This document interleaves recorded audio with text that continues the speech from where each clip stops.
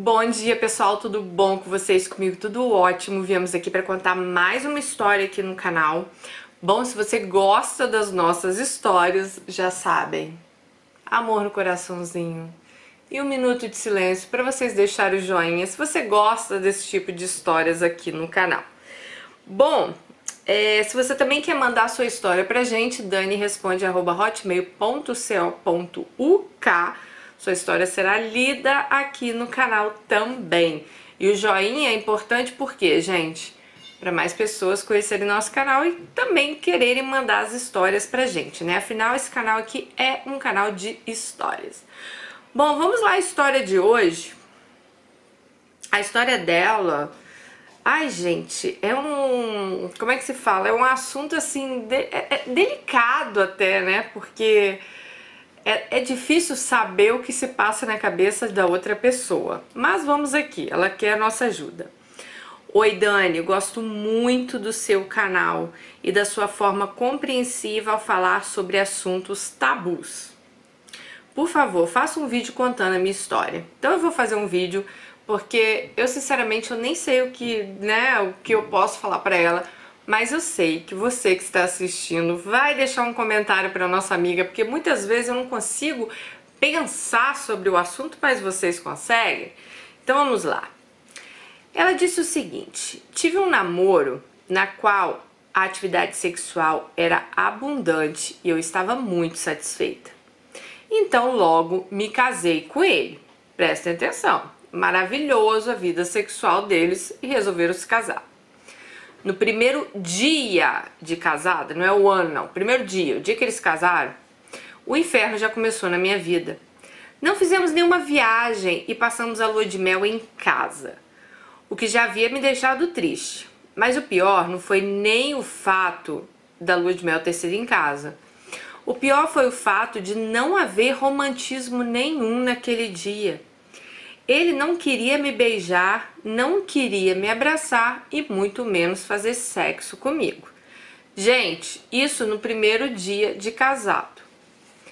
Após muita insistência, consegui que ele transasse comigo, mas eu estava triste por ter tido que implorar por sexo na minha lua de mel. No início, eu não queria aceitar a falta de sexo no casamento. Eu implorava todos os dias para que a gente fizesse, né? Eu gastava horas me arrumando para ele, colocando roupas sensuais, mas nem sempre eu conseguia atingir meus objetivos. Então, eu conversei seriamente com ele, perguntei se ele tinha alguma doença, algum problema psicológico, ou se ele não me amava. Ele disse que me amava, que não tinha nenhum problema psicológico. Então, tentei pensar no que poderia estar acontecendo.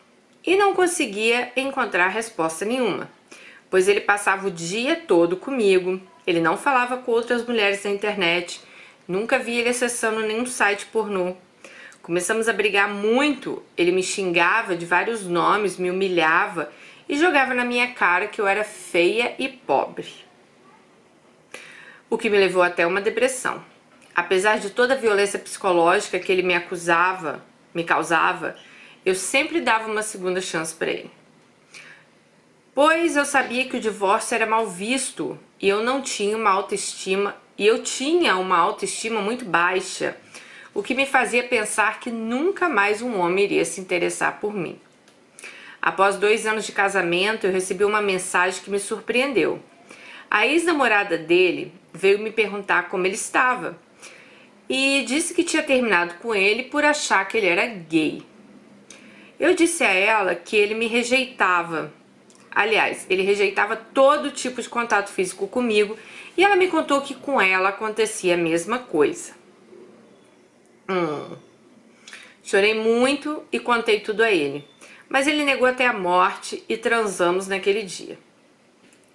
Passamos alguns dias e ele voltou a agir da mesma forma de sempre e eu fui perdendo o interesse por ele. Eu já não procurava mais e sonhava com outros homens. Eu estava muito carente de afeto e do corpo masculino. Estávamos sem transar há 6 meses.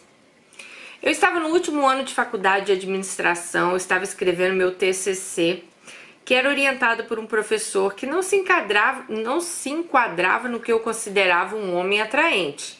Porém, passamos a conversar muito e nos tornamos amigos íntimos. Contei a ele o que se passava no meu casamento e ele me disse gentilmente que eu era bonita, atraente, jovem e eu não devia ficar com minha baixa autoestima por causa do meu marido. Então um dia ele me devolveu um trabalho meu corrigido com um cheiro forte de perfume.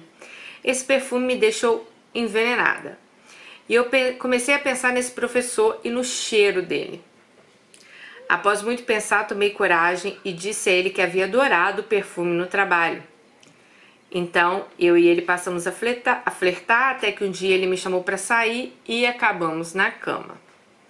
Eu não queria, pois era contra os meus padrões morais, mas não resisti ao charme dele e ao fetiche de transar com aquele professor. Transamos e foi o melhor sexo da minha vida. Era exatamente como eu sonhava, mas o encontro nunca mais se repetiu. Depois disso, fui morar na França com meu marido. Após alguns meses na França, eu ainda me lembrava daquele professor, mas já não estava mais apaixonada, pois eu tinha parado para pensar o quanto eu tinha sido idiota em me entregar a um homem que não combinava em nada comigo e que eu nunca mais veria.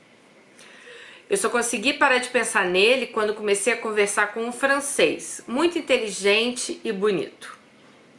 Tornei muito amiga desse francês e contei a ele a minha abstinência sexual. Ele lamentou pelo que eu estava passando, me deu dicas de como me masturbar. Ele parecia ser expert no assunto, o que me deixava ainda mais louca lá por ele. Ele dizia que queria muito me namorar, mas que ele nunca tocaria numa mulher casada, que ele só teria um encontro comigo se um dia eu me divorciasse. Eu estava louca de paixão e de desejo, mas medo de me decepcionar. Apesar do meu marido não ser perfeito, ele me fornece uma segurança financeira e conforto. Eu não queria me aventurar e perder tudo. Após muita conversa, eu disse ao francês que eu iria arranjar um emprego para poder me divorciar e ficar com ele. Nesse meio tempo, fui conhecendo melhor ele e percebi que ele era um homem machista, arrogante e exigente. Então, paramos de conversar. Depois disso, nunca mais me interessei por homem nenhum. Estou aqui estudando, procurando um trabalho para que eu não precise depender de homem nenhum e que eu possa me divorciar. Então, qual é a questão da história? Ela quer saber o seguinte, gente. O marido dela não procura ela na cama. Assim, a gente sabe de vários casos, lógico, de mulheres que não transam todos os dias, gente. Não existe isso, né? Não é. Você pode ter a idade que for, talvez as meninas novinhas, não sei. Mas você não vai ficar ali naquele fogo todos os dias, até porque, né, a sua vida vai ter várias coisas aí, tem trabalho, vem filhos, vem tanta coisa que muitas vezes, né, as mulheres mais velhas, casadas, com tanta coisa na cabeça, tem uma vida sexual ativa, mas não é aquela coisa de ter sexo todo dia. Agora, o cara não te tocar na lua de mel é inacreditável. E você, pelo que você disse, quando vocês namoravam, vocês tinham uma atividade sexual boa, né? Então, assim, cara, eu sinceramente eu não consigo pensar no que acontece com esse homem, porque a única coisa que eu consigo pensar é que o cara, sei lá, ou ele não tem atração por você, não tô falando que você é feia nem nada, até porque eu nem vi sua foto, tá? Mas eu digo assim, talvez ou ele realmente seja gay, não tem atração por mulheres e quis casar pra fazer um casamento de... Porque tem homens, infelizmente, ainda assim, né, gente, que quer ter um casamento de fachada, né? Você, óbvio que você ia acabar caindo em outro homem, porque se você tá tão carente, né? Imagina, gente, você todo dia lá se arrumando, né, tentando que seu marido te olhe, porque isso é uma forma também, eu acho, de uma certa violência com a mulher, sabe? Você se casa, você tá ali, você tá apaixonada, você quer ter, eu acho assim, o beijo, sabe, o toque, é uma forma da pessoa dizer o quanto ela gosta de você, o quanto ela dizer eu te amo, né? Não é só o sexo em si, porque sexo em si tem, Deus me livre, tem gente que vai lá, trans, tchau e bye. Mas eu acho que às vezes, né, aquela coisa de você estar ali beijando, deitadinho do lado, conversando e tal, é muito mais importante. E pelo visto ela não tem isso, sabe? Então assim, óbvio que isso ia levá-la para um buraco, né? Porque imagina, o cara simplesmente deixando ela de lado. Essa mulher, ela deve se olhar e falar, gente, o que eu tenho de errado? Que essa pessoa, né, não quer me beijar, essa pessoa não quer tocar em mim. E não é que eles têm 30 anos de casados, não, eles são novos. E isso aí começou desde o primeiro dia de casado dela. Eu acho o seguinte, até entendo que tem pessoas às vezes que gostam mais de sexo ou menos de sexo, mas igual você disse aqui, às vezes ficar até 6 meses, de repente esse cara gosta da sua companhia como uma amiga, como uma irmã, como uma companheira, sabe? Mas, né, no casamento você precisa de mais do que isso, igual eu tô falando. Não acho que você precise transar todos os dias da semana, né? Mas, pelo amor de Deus, você não tocar na sua mulher, você não beijar na sua mulher, você ficar 6 meses sem procurar a sua mulher e a mulher tá ali, né, se arrumando, insistindo, tipo, o que é? Por que você não quer me tocar? E a pessoa não se abrir, é muito estranho, gente. É muito estranho. E é uma violência psicológica isso, porque eu acho que mexe com todo o psicológico dela, mexe com toda a autoestima dessa mulher. Eu imagino, sabe, como ela se sente, né? Apesar que eu acho que hoje ela falou que meio que largou de mão. Então, assim, a gente não pode nem falar que, nossa, mas você traiu seu marido com o professor, você traiu... Porque, óbvio que isso aconteceria, né? Você tá lá carente, né? Aí chega um cara, te trata bem, já falei isso várias vezes, né? Te trata bem, te elogia, isso e aquilo, quase 90% de chance que você vai cair na lábia desse cara. E foi o que aconteceu com você. Aí você falou assim que você sempre dava uma segunda chance porque o divórcio é mal visto. Gente, pelo amor de Deus, da onde vocês tiraram que o divórcio é mal visto? Olha, ok, igual eu já falei em vários vídeos, eu acho que todo mundo casa para ser feliz para sempre. O problema é que nem sempre isso acontece. Então, a partir do momento, eu tô falando pra mim, Daniele, como eu falo pra vocês, gente, esse vídeo eu respondo como se a coisa fosse comigo, tá?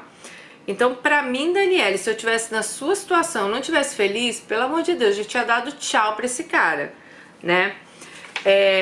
Bom, você tá aí na França com ele, você falou que agora você tá estudando, procurando um emprego, e faça isso mesmo, minha querida. Estude, arruma um trabalho, sabe? Levante sua autoestima, porque homem nenhum merece, né, a gente ficar aí com a autoestima baixa por causa dele. E o cara ainda te fala que você é feia e pobre. Olha, essa história tá muito estranha, sabe? A ex dele aí já deu meio que uma deixa, que ele, né, fazia a mesma coisa com ela. Então, gente, ou esse cara tem muito problema, ou realmente, de repente, esse cara é gay, ou sei lá, gente, deixa nos comentários, porque eu não consigo pensar qual o problema desse homem. Ou ele tem algum problema, ou, né, impotente, ou sei lá, tá com problema aí de hormônio, mas pelo que ela diz aqui, ele também fala que não tem, né, problema com nada, que é só que ele não quer. Ok, você não quer hoje, mas, pô, 6 meses... Aliás, no primeiro dia de casado ele já não queria, né? Não é 6 meses que ele ficou sem te procurar. Ele, no primeiro dia de casado, ele já não... Pelo visto, ele já não queria nada com você. Então, sinceramente, minha querida, repense aí seus valores, repense realmente o que você quer pra sua vida, né?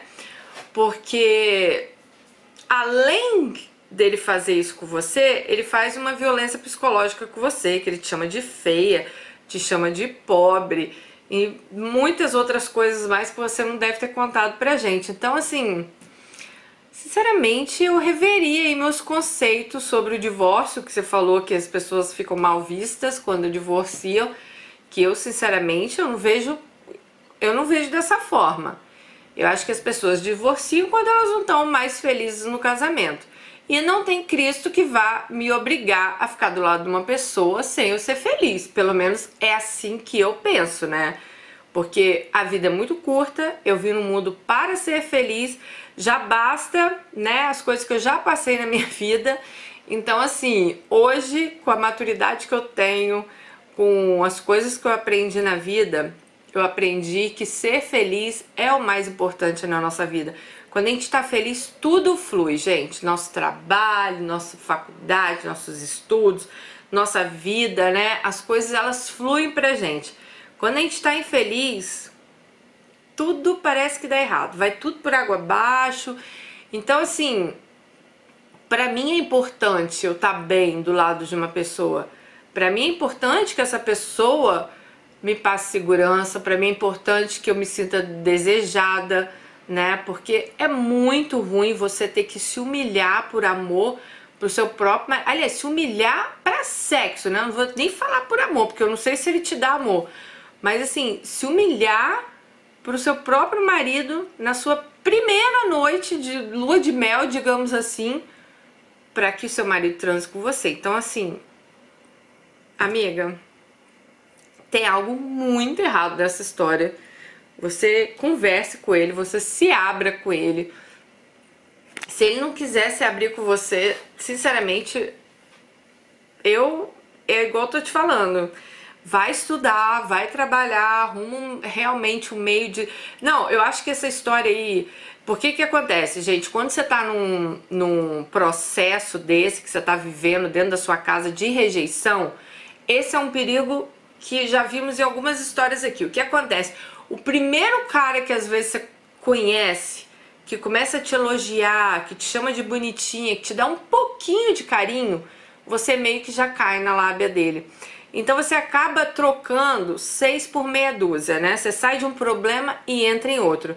Então eu acho que a melhor coisa que você falou nesse meio aí pra mim foi que hoje você está estudando, né? Procurando um trabalho para que você se divorcie e não precise de homem nenhum. Então acho que assim tem que ser, porque na hora que você quiser refazer sua vida amorosa, né? Você tem que estar forte. Por quê? Porque você não tem que aceitar, né? Você não tem que aceitar qualquer coisa na sua vida. Você não tem que aceitar nada menos que a sua felicidade. Lembre-se sempre disso, gente. Lembre-se disso. A gente não nasceu para ser infeliz. Não aceite nada menos que a felicidade. Não aceite nada menos que respeito. Comecem a ser mais exigentes para vocês mesma, sabe? Se valorizem mais, se amem mais. Fala assim, não, peraí, eu não mereço isso. Eu não vim no mundo para isso. Eu não tô aqui para isso. Para ser rejeitada, para ser humilhada, para ser deixada de lado. Então, assim, comecem a pensar mais. Porque muitas vezes, o caso que ela me contou aqui, acontece com muitas mulheres. Talvez em formas diferentes, né, de maneiras diferentes. Mas acontece, a mulher fica carente, ela sai de um relacionamento, já se joga em outro. E às vezes aquele outro, ela acha, né, que é maravilhoso e nem é tão maravilhoso assim. Então já vimos histórias aqui de meninas que caíram em 1, 2, 3 relacionamentos que, né, que foi uma barca furada. Por quê? Por causa disso. Sai de um, entre outro, sai de um, entre outro, tá bom? Então muito cuidado com isso. E lembre-se, garotas, girls, mulheres e homens que me assistem, não aceitem nada menos que a felicidade de vocês, tá bom? Nunca na vida de vocês deixe que a pessoa te diminua. Por isso que eu falo, sejam independentes, tenha o seu trabalho, tenha seu dinheiro, porque aí as decisões da sua vida, você vai tomar as rédeas da sua vida, você vai poder tomar as decisões da sua vida sem ter que ficar dependendo de, eu estou dependendo financeiramente dele, por isso que eu não termino, tá bom? Um beijo pra vocês, deixa um comentário pra ela aí, se vocês conseguiram pensar algo além de mim, porque eu não consigo pensar o que acontece na vida desse homem. Beijo e até o próximo vídeo, gente. Tchau!